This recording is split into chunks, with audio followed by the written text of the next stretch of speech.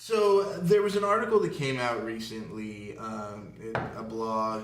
Someone was ranting, and was it me? Was it my blog? It was not your blog. It was another blog. And specifically going after, there have been a lot of discussions about the state of game development and the state of indie development, and that it's so easy to make games now that anybody can do it, and it's not necessarily like, is it a good thing? Is it not a good thing? And so there's now this discussion. It was called what? Easy Development Gate. Yes. That was? Okay. Oh, they put a gate on the end of it? I don't think so, but everything is now there is a gate. I'm just kidding. Amateur gate. So I like amateur gate. So this particular blog was ranting about the genre of YouTube bait games. Who is this person? Do you know? I don't know. Hold on, I have the article here. But regardless of it was on Eurogamer. I read this and can't remember who it was too. Yeah, okay. I actually do have opinions about this. It was on Eurogamer. So look. So the idea is that there are developers out there who are not necessarily paying attention to the average gamer. They are trying to get YouTubers to play their games, so they're making the games as ridiculous as possible. And you get games like I Am Bread and Goat Simulator, and even he or she went after Five Nights at Freddy's as kind of the quintessential YouTube bait game and the genre of survival horror generally. Right. Mm-hmm. There's no rule that says a video game can't be absurd. There's no rule. I'm Bread, Goat Simulator, Surgeon Simulator, Grand Theft Auto 5. To some extent, these games are absurd. Yeah. They're absurd, and they're Saints Row. Saints Row, yeah, they're widely played. I love Saints Row, by the way. Yeah, it's awesome. But it's like GTA on alternate reality. It's self-aware, which is something GTA is not, and that's why I love Saints Row. Anyway, that's a whole other discussion. Sorry. But what I'm getting at is there's no rule that says a game can't be absurd. Mm-hmm. There's no rule that says any kind of art can't be absurd. Sure. And some people embrace that. I think the YouTube genre of games lends itself to absurdity. People want to watch that and see what that's like. I don't think this is bad at all. Sure. You're complaining on your blog post because you don't think Five Nights at Freddy's is a good game. I don't think Call of Duty's a good game. Mm-hmm. I'm not gonna go rant about it on a blog or say, "Oh, it's the death of an industry." No, it's just different. Suck it up. Get over it. Five Nights at Freddy's. We can take that as an example. Was initially very cheap, very low budget. A guy threw it out really fast, and it accidentally happened to catch on YouTube. I don't know. Actually, I don't know if the first one... I don't think the first one was built with the intent of capturing YouTube. Subsequent ones definitely were. Yeah. Sure. That's their formula. It was their shtick. It worked. And guess what? People are deriving some form of entertainment from that content. Why is that bad? Yeah. Because it challenges what a game... I always feel like it's traditional what a game is. And I have another point about that. But...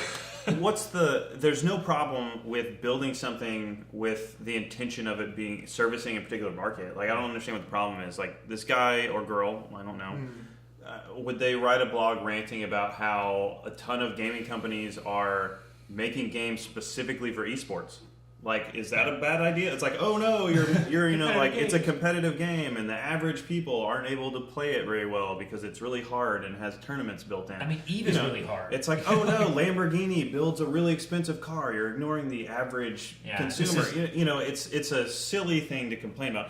And I get the point that people are focusing on the YouTubers, but that's a part of the gaming economy now, and people need to accept that as a part of it. That gaming is not just about everybody playing a game and having a good time.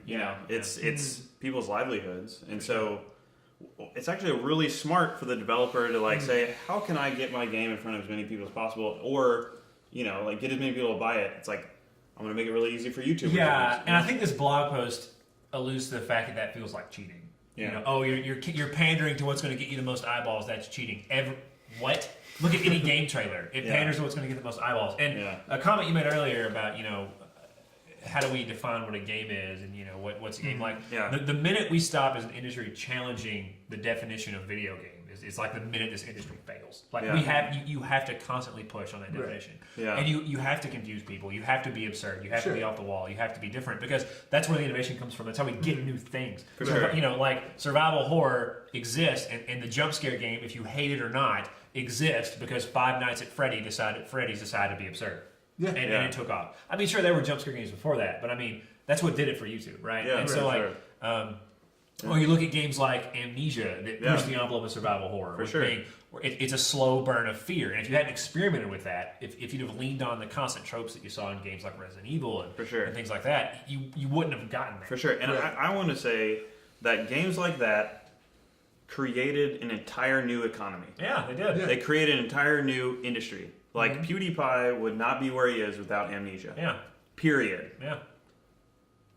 There's a whole industry now around Let's Play. There are hundreds of thousands, maybe not hundreds of thousands, there's tens of thousands of people that have full-time jobs that didn't otherwise, or would have others, other jobs. Like these kind of games created jobs for thousands of people. Right. And so, is that bad too? Like, is that like, I mean, it's not a game for the average person. So it's bad. Well, and this is the point, right? Yeah. Like, it's not just that there are people out there who play these games. It's that there are huge audiences who want to watch the person play the game. Like, how can we come in and say like these games are not for the average person, which when they're being played for the average person, right? Like if it didn't appeal, and the type of content that people are able to make out of it didn't appeal to a mass audience, they wouldn't be playing it, and the genre wouldn't exist, right? It's not just about the gamer on YouTube; it's about the audience on YouTube, who is made up of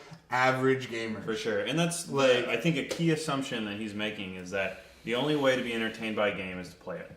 Not true. And that's not true anymore. It's totally false. It's totally false. Like, it's not been true for the longest time. It's not been true ever. You know, I mean, we all have sat we've talked about this a million times. You sit on the couch and you watch your buddy, your brother, your sister, whatever play. Arcades in the 80s. Yeah, you stand around and watch somebody be awesome at Street Fighter. Yeah. There's an entire episode of Chuck built around people watching someone play, what was it? It was, I don't remember.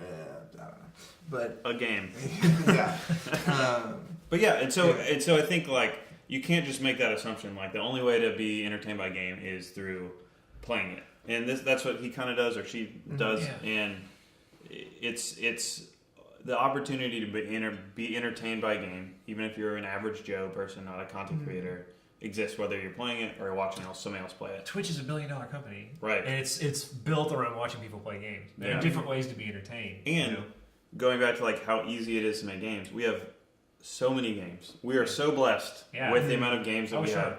It's like, okay, so there's like people are cranking out a bunch of games that focus on YouTubers. There are 1,000 other games coming out this year that are focused on you or whoever. Like, do you like strategy games? Do you like tiny indie games? Do you like jump scare games? Do you like YouTube games? Do you like esports? Do you like, it's so cool that you can play whatever game that you like now. They're even putting out old games again now. They don't even have to make them anymore. They just like update them for Windows 8 and put it back out. And I'll pay for it. So I wish it was even easier to play games. I wish it was super easy to sit down and do it. I think the idea that you need some kind of wall of expertise around the video game industry for games to be good is totally false. Absolutely. The easier it gets, the more and more ideas make it to a finished product, and that's what we want, right? And I want those ideas. I want to see something different. I want to see something new. And if the barrier to entry was super high, all you would get would be the Grand Theft Autos and the Madden footballs and the Call of Duties, tried and true successes. And because it's so easy, you don't anymore. If it was hard, you wouldn't have a Five Nights at Freddy's to bitch about. So let's think our lucky stars that the industry is moving toward indie development. Like that's the only way we get new ideas. Absolutely, so. I think the fire is aimed at. I think just like we've seen before, the fire is not aimed. I think at the games. I think the fire is aimed at YouTube from a sector of the gaming population that doesn't get it. Yeah, right. Yeah. They don't. It's fine. They refuse to understand, and it's fine. Like, it's fine. There's always going to be that, even within the industry. We know that there are a lot of indie developers out there that don't get it yet for some reason. So, I don't know. I think it's gonna be fine. it's gonna be fine. We'll all be watching videos of Five Nights at Freddy's 15. That's Yeah, right. absolutely. A year from now, this person is going to write an article about their favorite Let's Player and why they're changing the industry. Or he might write it tomorrow, or she. Maybe they'll go. We need to establish who wrote this. Who wrote this article? Wesley. It is a man. Well, not necessarily. Whatever. Regardless, this person. You never know. I don't know. All right.